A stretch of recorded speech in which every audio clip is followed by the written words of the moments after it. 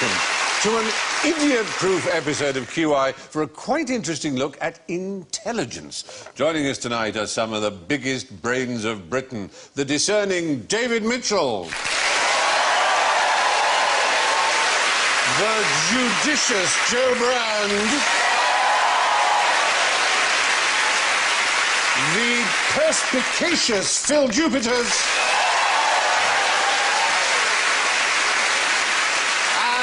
the Alan Davis.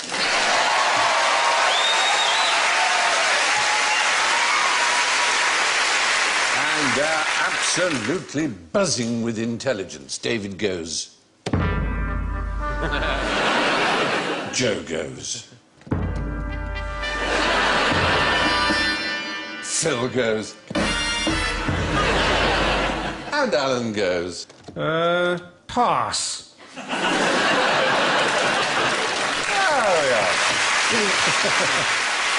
Anyway, don't forget your nobody knows jokers. Would you dream of forgetting them?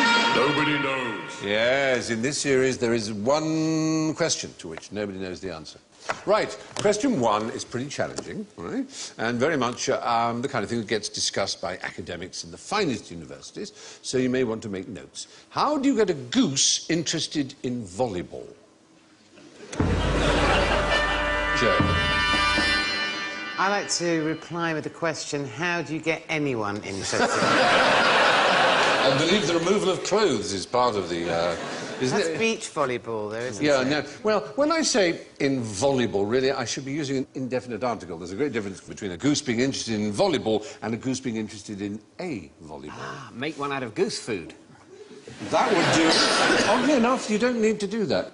If their natural egg is light blue and flecked with grey, scientists have found that you can make the eggs bigger and bigger and make them really bright blue with great big black polka dots, and they'll sit on those instead. In other words, there's no upper limit. It's about the shape and the colour, not the size. Yeah, it's a bit like us. We should eat enough food to keep ourselves alive, but we have no upper limit in the amount. We'll have another bar of chocolate and another one, and we end up looking like me. And we shouldn't. So is that why you're wearing the Cadbury's livery? Hoping for a freebie, as always. No, it is, evolutionary speaking, the bigger the egg, the more likely it is to want to sit on it because it's more likely to be a healthy, larger chick. They'll be thrilled. This is going to be the most amazing Exactly, goose ever. that's the thing. And so you can literally go up inside, they'll sit on a volleyball, because that's a kind of flaw in nature, if you like. I have to say, we have to include ourselves in this, don't we? I mean, there are certain things we need, but we don't need in excess, like sugar and fat and sex, and yet we spend a lot of our time eating chocolates and doing things on the internet. Sounds like my perfect holiday, that does. It's brilliant, doesn't it? Sugar, fat and sex, yes, please. But we've got the awareness of that we do that. We at least have the awareness. The goose sitting on the volleyball isn't thinking, oh, this is a bit much. The world doesn't need giant geese. You're right. We have the extra curse of consciousness that we're fools. They're just fools without knowing it. It's called supernormal stimuli, and it seems to exist in a lot of species, actually. Yeah. Anyway, geese like their eggs, the bigger the better. And they just don't know where to stop, which may seem stupid, but name an intelligent bird. Yes. Me.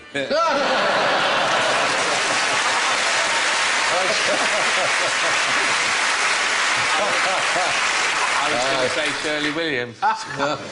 She is much more intelligent Nonsense. than I am. I will I've got to definitely... big myself up. No, I've got a very low IQ. No one else will. I don't believe that for a second. It's 83. Oh, my God, you're barely human. I don't think there are any intelligent birds. Their brains are so incredibly tiny. Well... Like an owl, for example. I know this is a thing. 65% of their skull is the eyes. The brain is virtually nothing. Yes, you're right. It's very hard to judge intelligence in a bird. There are different ones. Can they count, is one, and certainly there are birds that can count. Cormorants can count to 8. You may say, no, hang on. It's because they're used by Chinese fishermen, and they will catch a fish and drop it on the boat, and then the eighth one, the eighth one they keep for themselves. 8. That's mine. Yes. Finished. It's 9.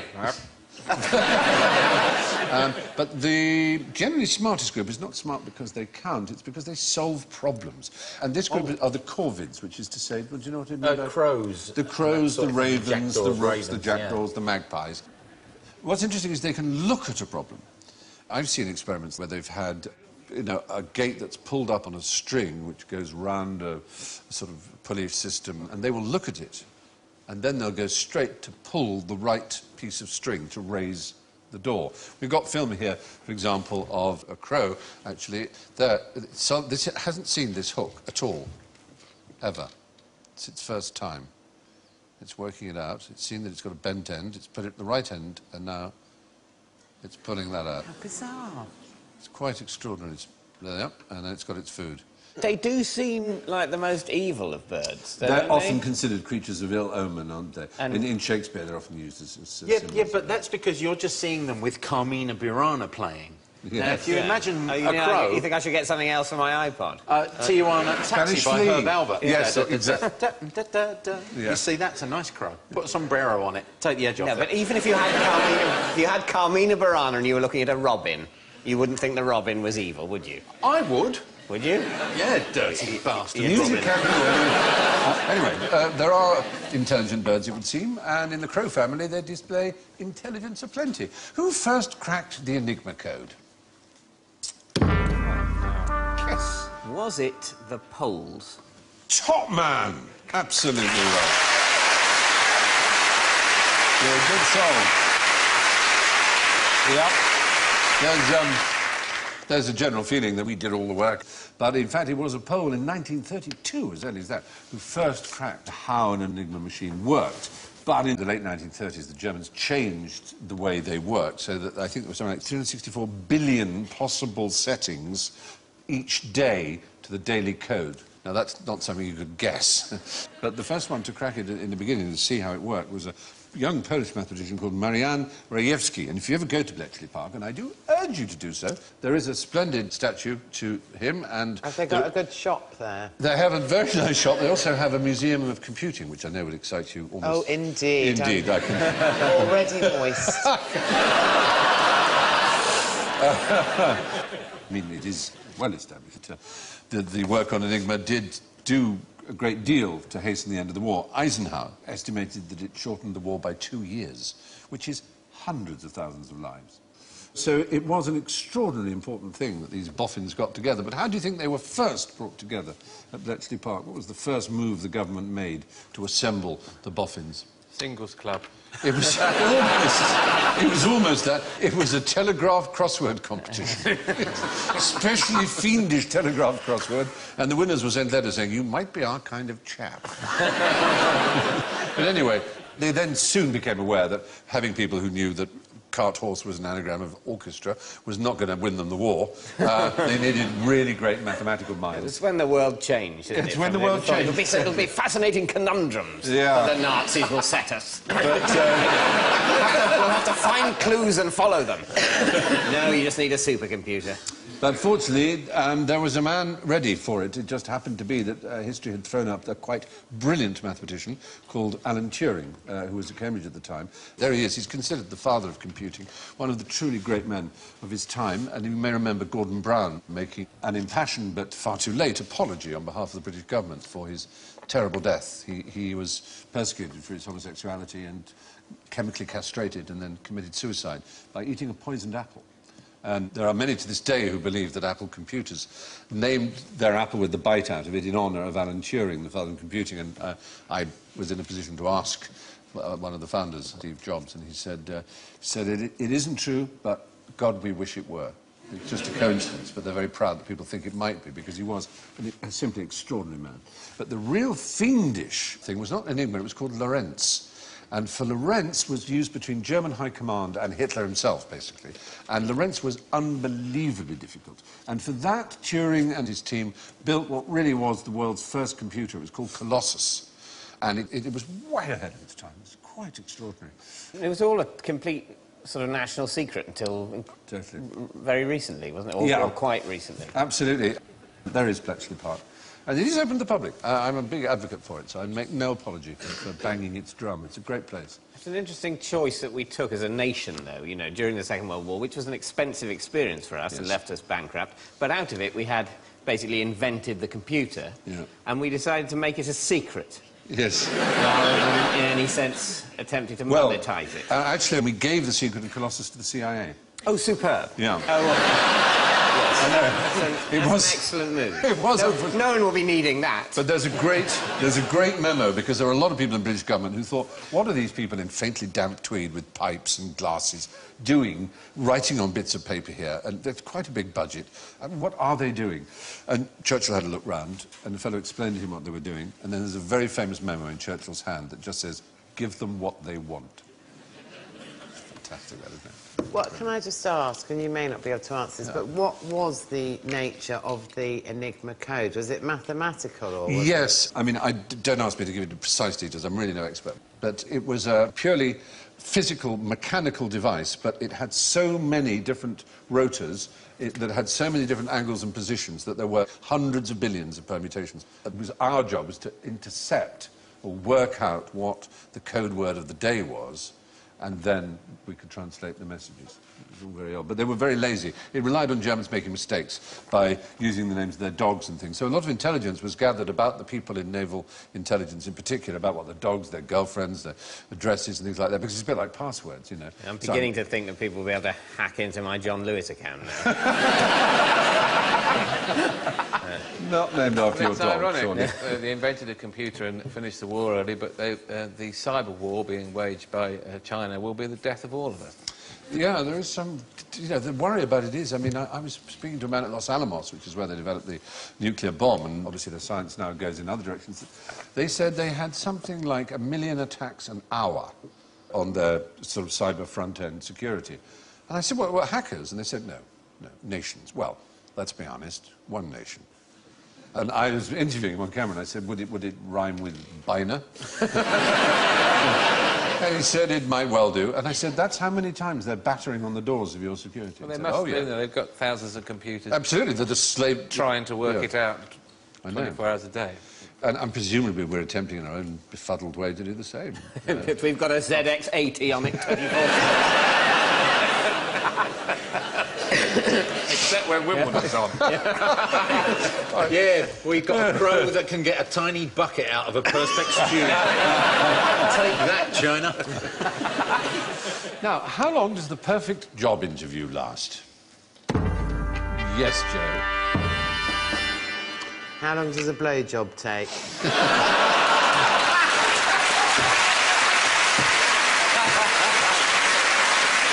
The extraordinary thing is, the answer is exactly what I got on my card. It's 12 seconds.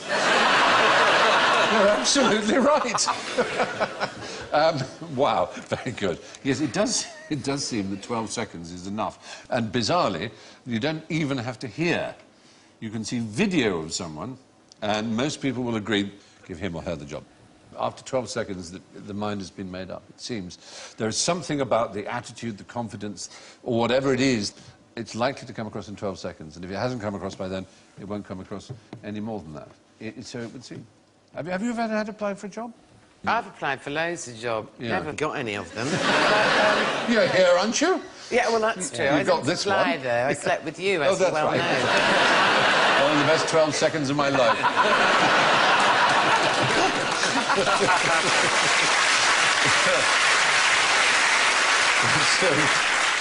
Yeah, I've applied for loads of jobs and not got a lot of them. But, I mean, so much, I think, is to do with appearance, isn't it, as well? And as a fat person, you are pretty swiftly written off if there's a thin person in the offing. Yeah. Because that sort of thing makes a really big difference, I think. It's true, but it's unspoken, and they would never dare admit it, would they? That's the problem. Well, they told me a few times. Not to employ you, but they've got a thin person. I understand. What about you, Alan? What have you done before you went to comedy? I never wanted to have a job. Really? In the event of an interview, wear flip-flops. That's You brilliant. would never be employed. When you go in, put your feet up on the desk, and they'll get the next person. I think that's fair. Yeah, well, we have here a list of job interview questions that you shouldn't ask if you're on this side of the table, as it were, if we're the interviewing panel. You're not supposed to ask, are you a smoker? I don't know why. Are you originally from the UK? From the UK? Is a no. Yeah, but if you're interviewing for a cowboy, that is... I was going to say, it's not OK to say, are you originally from the UK, and I just screwed it up. Do you have children who will need to be looked after? You shouldn't ask. In the event of a fire, will you stop working? Do you plan to have children in future? You're not supposed to ask. And then, what are your weaknesses, is a common question, given no. The temptation, of course, is to attempt to subvert it by naming a weakness which is actually a strength. Oh, my trouble is I'm just a terrible perfectionist. You know, I just can't stop working at things until they're completely perfect. I'm so punctual. Yes. Well, my problem is I'm really nice. I think I'm too nice, you know. And that is transparent, so don't do that. So you're supposed to say one that is kind of not terrible. Like, I tend to get bogged down in details, but I'm making a real effort about that. That sort of I'm thing. a terrible thief. I love other people's stuff. I also can't concentrate. Oh, look, there's a squirrel. What are your weaknesses? Heroin and masturbating, not necessarily in that order. What are your strengths? No, here's another one. Don't say... Odour. I've got a powerful odour. It only gets stronger as the day goes on. You're still wearing your I don't want a bloody job hat, aren't you? These feet stink by 4 o'clock. Apparently, don't say I work well without supervision, which may seem good, but it sounds I resent management, is what you're saying. So say, I work equally well with or without supervision. I relish working in a team. Yes. Ooh, vomit word, isn't it? Don't say I'm confident, outgoing and natural leader. That sort of suggests I'm a reincarnation of Adolf Hitler. You better answer, I have good interpersonal skills. That's what it says here. If I met someone who said they had good interpersonal skills, I would take a rusty knife and I would just do that in their stomach until they bled to the death. sentence, I have good interpersonal skills, it's kind of proof that you don't Exactly. You immediately annoyed the person you're talking to. Howard saying, I'm comfortable taking instructions from idiots like you. There are weird things, like the person interviewing might just fall asleep. And apparently the smart thing to do is to leave a note saying, I enjoyed meeting you. Is it? No, yeah, but I would say that's an incredibly unassertive thing to do. I agree. I just say, wake up, you lazy sod. This is my life we're talking about. So you mustn't lick their face. No, that would be good, yeah. Well, imagine them waking up and you're there, just with your tongue on their nose.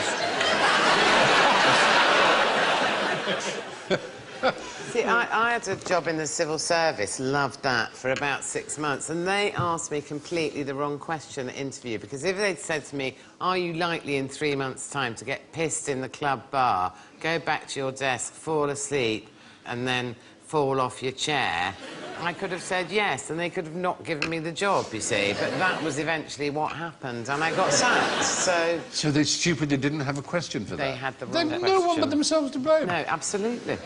Apparently they sometimes also ask questions like, you know, how many piano tuners are there in the UK? I don't know, what? It's supposed to test your initiative or your wit or something, and you give an answer, I don't know. Will you be taking advantage of bringing your kestrel to work Thursday? That's all. The whole thing sounds horrible, the world of job interviews. I think the thing that seems unfair to me is the number of people who are expected to pretend they care about jobs they don't care about. You should be allowed to say, look, I'm fulfilling my contract. You can't put in the contract, also you have to seem like you give a shit. I think that's expecting too much. Yeah. That's why I really like the fact that we live in a country with such poor customer service. I've got respect for that. You know? Okay, this is a horrible train, you're tearing tickets, of course you're in an awful mood. Now that you've put it like that, I shall feel better about it. You're right. Why have a cheesy grin on your face if you are working in an awful supermarket? Well, it's the sign either of a liar or a moron. Yeah. Exactly. It's quite funny when people are rude in shops, isn't it? Yeah. It still takes a bit by surprise. My wife went to a shop today. They wanted to buy an ironing basket. An ironing basket? I've never heard of such a thing. I have no idea we would find something like that. As far as I'm concerned, you've just put two words next to each other in a mad way. Me and my mates would deliberately go to a Chinese restaurant in Wardour Street because they were so foul to you. And the best ever time we went there, we were actually moved mid-meal to a different floor of the restaurant. You gotta stand now. You gotta stand now. This table booked. I'm in the middle of my dinner. Oh, you got there. How many waiters moved our meal completely upstairs? I was pissing myself. Fantastic. Well, the fact is, job interviews only need to last 12 seconds, it seems. Of course, it helps to believe in yourself as well. How do you know if you're incompetent? Is it because you did very badly at your last job, which involved organising a piss-up in a brewery? You'd think that would be a hint, wouldn't you? No, there is a thing called the Dunning-Kruger effect, which is that if you're incompetent, you don't know it, because the thing that makes you incompetent means you don't realise what the competent thing is. So let's imagine you've got a rather mediocre doctor who hasn't diagnosed something that a smarter doctor would have done. The incompetent doctor doesn't know he's incompetent because he doesn't know what it is that he hasn't done. Do you see what I mean? Doesn't he realise that when the patient dies, though? Patients die anyway. It's only if some really smart doctor said, didn't you ask him if he had this? Then they go, oops. But the fact is they don't know they're incompetent. That's sort of what makes you incompetent. The fact is we don't know what we don't know. So you're saying you can tell if you're incompetent if you're happy? Basically. Right. Basically, that's right. There are incompetent people who I think you feel must know that they're incompetent. There were a couple of thieves in America, you'd be surprised to know, who disguised themselves thusly using magic markers. they thought they'd get away with that. That was in Iowa.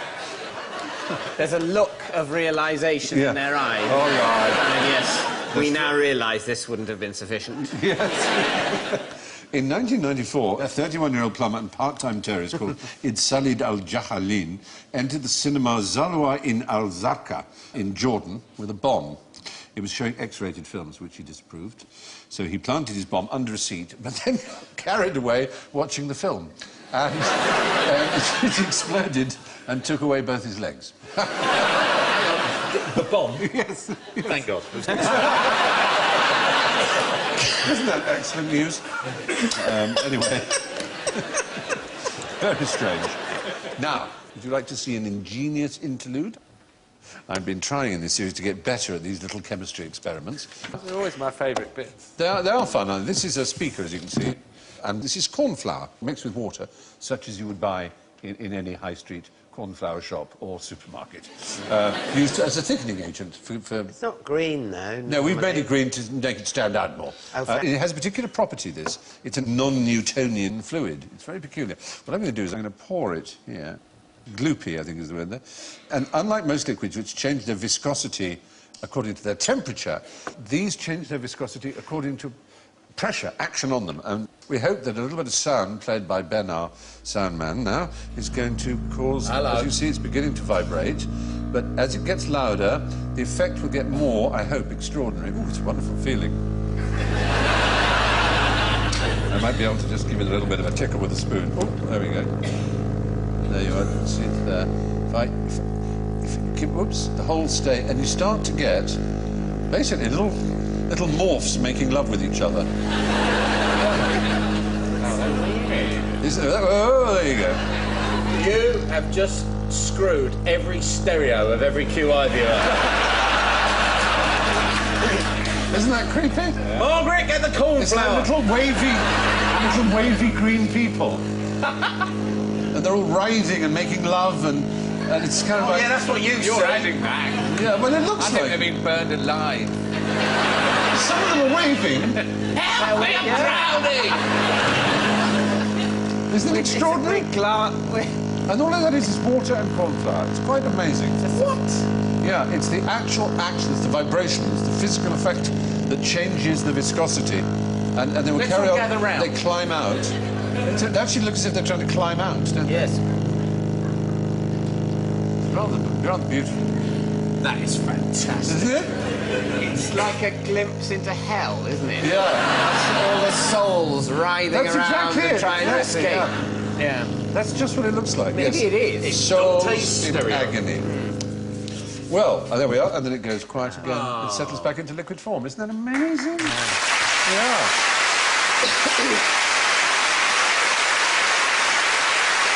Well, I've got cling film, but they've not furnished me with a wet wipe. Oh, look at the muck on it. Yes. Would you like a tissue? Anyway, I was at work tonight and I've got green thank gunk you. all over my purple suit. Yeah. I look like Jack Nicholson. Anyway. Oh, there we are.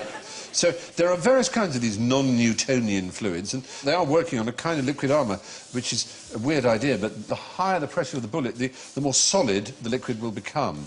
How am I only seeing this for the first time I know. tonight? Isn't it exciting? Why isn't every time I go around someone's house they playing dub reggae and getting the cornflower out? I know. We know what to do next time. Now, what is this robot designed to do? Right, yes. To overthrow the puny humans? That's what most robots are I designed to think do, of course. it's for hanging a jacket on. Well, it's sort of... This is actually an iron shirt robot. It irons your shirt. You put on a shirt and it sort of puffs up and irons it. Gets rid of its creases. It might be a replacement husband because it's just sitting there doing fuck all. You know. That would be a good job. The fact is, you know, there was so much promise for robots and a lot of artificial intelligence research. And the fact is... Sorry, is it just this atmosphere? Are you thirsty? I could do with it... Can we have a drink? Thank you. I've got a friend here who's going to make me a drink. It's not like Yo Sushi, is it? No, no. Here we are.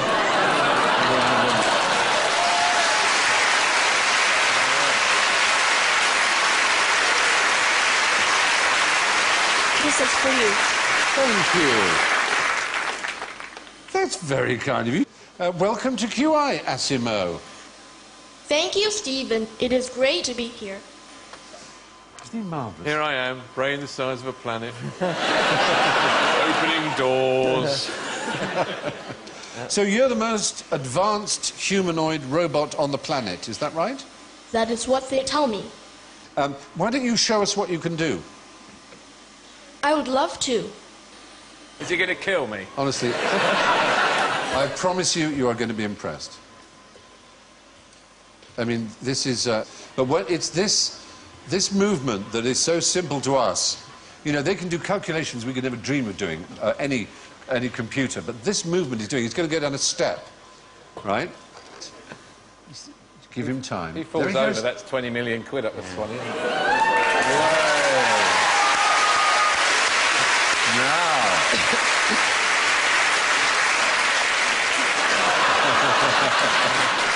Now he's going to do something that I think no one in this room will have ever seen, which is, I think, truly miraculous. Studio audience killed by runaway robot. No, he is going to run. I'd like you to run, Asimo, and this takes him a bit of time, but both feet will leave the ground, and he will run. Very good. Oh! Isn't that amazing? Isn't that incredible? Well done. Well done, Asimo. I think it's only fair that you get some points. Thanks, but what I would really like is a dance with Joe. I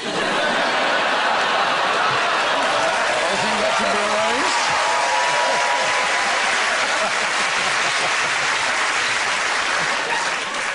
arranged. He wouldn't say that if he'd met me. Hi, Joe. Hi, Asimo. I'm married, sorry.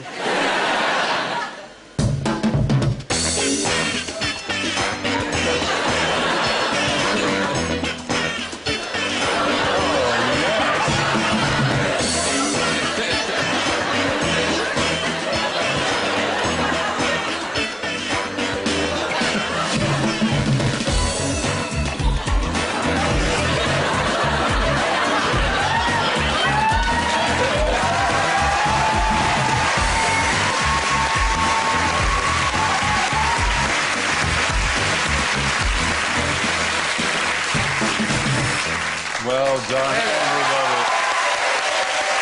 Oh, and he's bowing.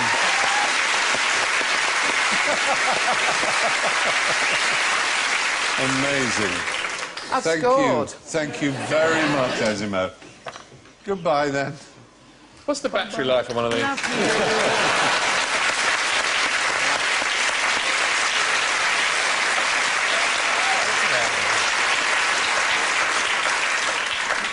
There he goes.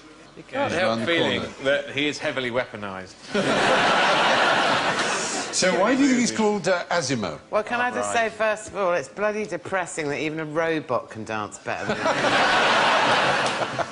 I presume it's an acronym, is it? Or something? No, Asimo? Is it a tribute to Isaac Asimov? Well, no, that's what a lot of people assume. In fact, it's a coincidence. It comes from the Japanese asi means feet, and mo is short for movement. It's big. They're most proud, as you can see why, of his extraordinary ability. I mean, the amount of technology that goes into getting a machine that can walk bipedally like that and run. We saw him run. I mean, we're Right, at that stage now, which is actually amazing to watch. But how far are we now from Mechagodzilla? Ah, that's what you need, isn't it? That's a great, big, tall one, bigger than buildings, running around Tokyo. Breathing fire as well, doesn't he? I don't know that Mechagodzilla breathed fire as doesn't much he? as had missiles in his fists. Oh, yes. Well, it's got to be one or the other, anyway. I'm not absolutely sure about the voice, though, because to me it sounds a bit like Michael Jackson, which is a bit chilling. Yeah, I know what you mean, and a strange way it'd be more reassuring if it was a mechanical voice. Sort of... Like a more sort of, hello, Joe, you want to dance? Something like that. Or maybe if it Bernard was Manning. like Stephen Hawking, it could talk to you like him. Yeah. That's really good. Yeah. Thank you. I think it would have been more reassuring if its dancing was sort of like robotic dancing, you know, rather than trying to be human. I find its attempts to be human tragic. Well, aren't you easily pleased? What I'd like now is for it to be like Jerry Springer and the robot runs on and goes, who are you calling rubbish? And then big blokes in QI black T-shirts have to pull it off of it. Get off me, you slags. Get off me, you slags.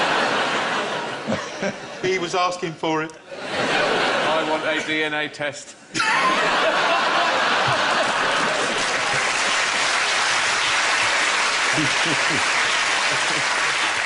At the moment, he can recognise people, objects and gestures. Obviously, has cameras in there. He can calculate distances and the direction of movement of several objects and create flexible routes to a destination. He can also hear and speak to a certain extent, as we heard. He can currently understand about 50 different calls and greetings, as well as 30 different commands, and can react to them accordingly. There's a long way to go, but nonetheless, I was bloody impressed, and so we say thank you very much to Asimo and his handlers. Thank you.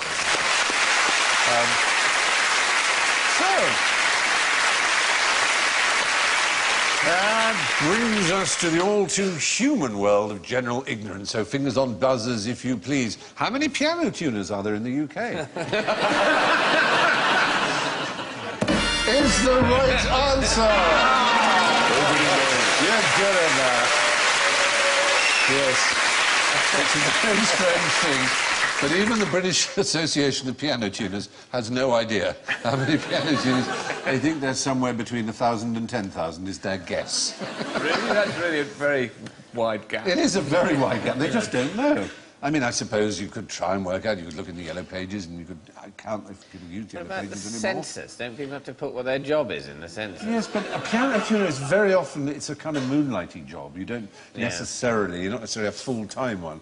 I like the idea that the part-time masturbating terrorist was also a piano tuner as well. And his many other jobs. Indeed, indeed, and a dental technician. Also delivered the Baghdad Exchange and Mark. Yes. On a clock face, how many times per day do the two hands overlap? This is definitely a question to avoid answering at all costs. I mean, isn't it not every hour? Surely, so 24 to 12 times? Well, you'd think it would be 24. You'd think it would, until you reason thusly, that the first time it overlaps is at 12 o'clock. And then at 1:05 and 10:02 and Yes, 3:15. you lose an hour, You lose one 2 in hours, 12. In fact, we can show it speeded up, and you can see, you can count. So it starts with 1, 2, 3, 4, 5, 6, 7, 8, 9, 10, 11, 12, 1, 15, 16, 17, 18. I feel like I'm getting older. 1, 22 is the answer, yeah. And you can do the math. As much as the hour hand moves forward to the 1, it takes the minute hand a little more than 65 minutes to catch up with it, not 60. And there are 1,440 minutes in the day. Divided by 65 equals 22, and the tiny bit. So that's 22 overlaps a day. There, you look pleased. Can I just say, I used to think I was intelligent, but I'm not. Obviously. Oh, you are. It's one of those things. But you can make up for it by telling us where the biggest clock face in Britain is. Is it going to be in a public place, like a railway station? Is it, no. Is it one of those, like, garden ones? Is it a floral? No, it's not. It's not far from here. Palace of Westminster? Oh, no, I'm afraid it's not the Palace of Westminster, no. It's not what is wrongly called Big Ben or St Stephen's Tower. It's not that one, though that is a jolly big one. That's 23 foot in diameter. The one we're after is, I won't say opposite it, because it's on the wheel. same... Is it the wheel, the Millennium Wheel? Does that get used? No, that doesn't go into the clock. It's opposite the Millennium Wheel, virtually. I mean, it's... Oh, the Shell building? The Shellmex building on the Strand. Absolutely right. It's now the headquarters of Penguin, the publishers. There it is. Oh, yeah. It's rather splendid. It's the biggest clock face in Britain. The second biggest after that is actually not in London at all. It's the Royal Liver Building clock, which is also slightly bigger than what we'll call for convenience Dancing. Big Ben. Raskin. Yeah, that's it, the Liver Building there. Hey. Yeah, hey. Hey. Hey. Now then. So, the hands on a clock, anyway, overlap 22 times a day. When was time immemorial? The Simpsons.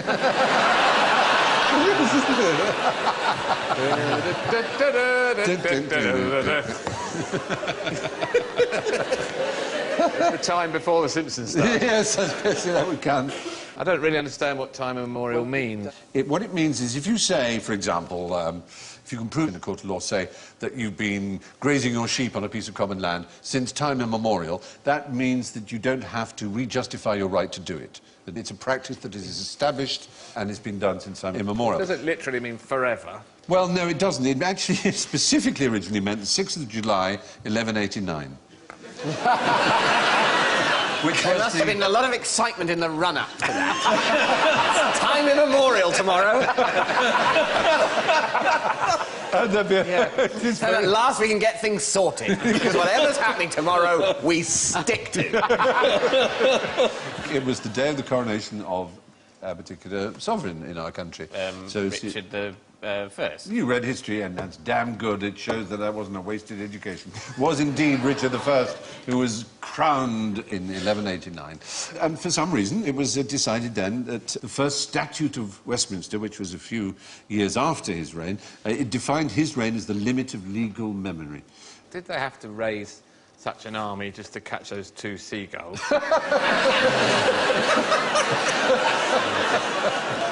There they are! After them, men! They've been flying since time immemorial!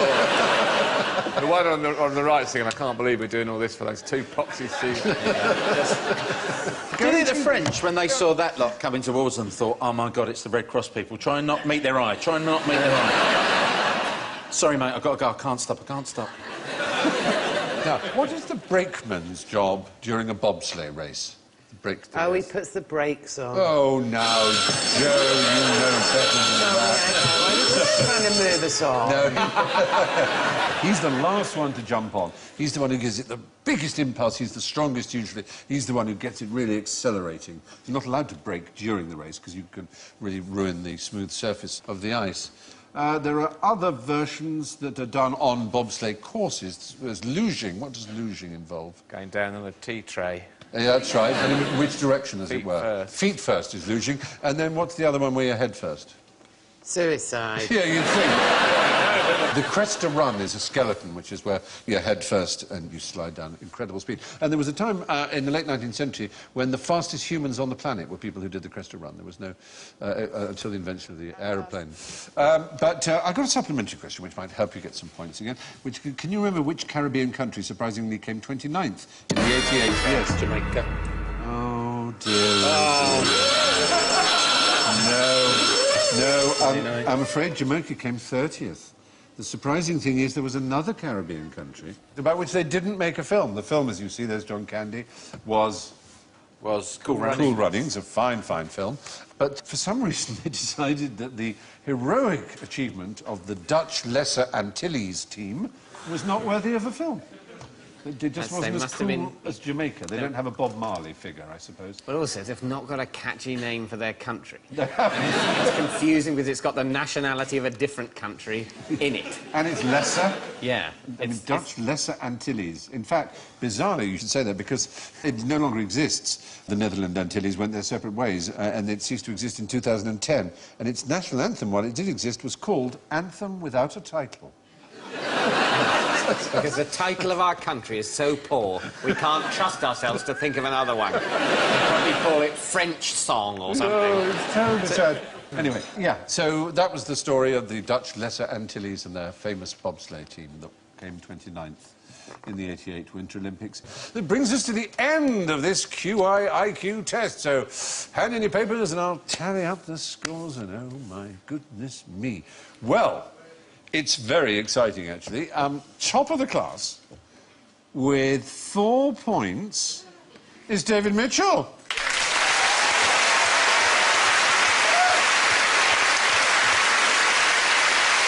In second place, with -4, is Phil Jupiters.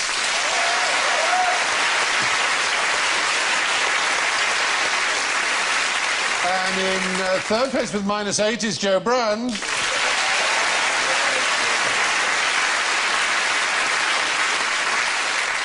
In clear last place with -16 is Alan Davis.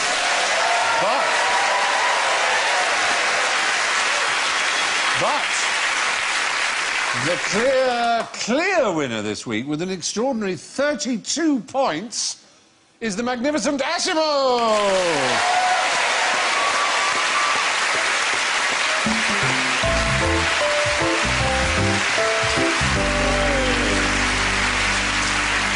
So it's good night from David, Phil, Joe, Alan, and not forgetting, of course, Asimo and me. And there's just time for some breaking news. I want to share with you the cover story of a recent National Geographic magazine, which is about the recreation by archaeologists at Göbekli Tepe in Turkey.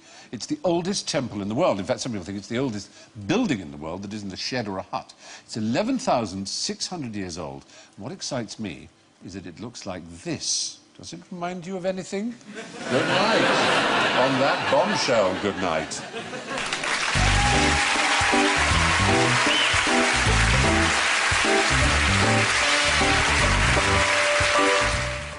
Only Connect is here on BBC HD at 8:30 on Monday, and it's the series grand final. Don't miss that. Next tonight, though, there's drama coming up with Pan Am.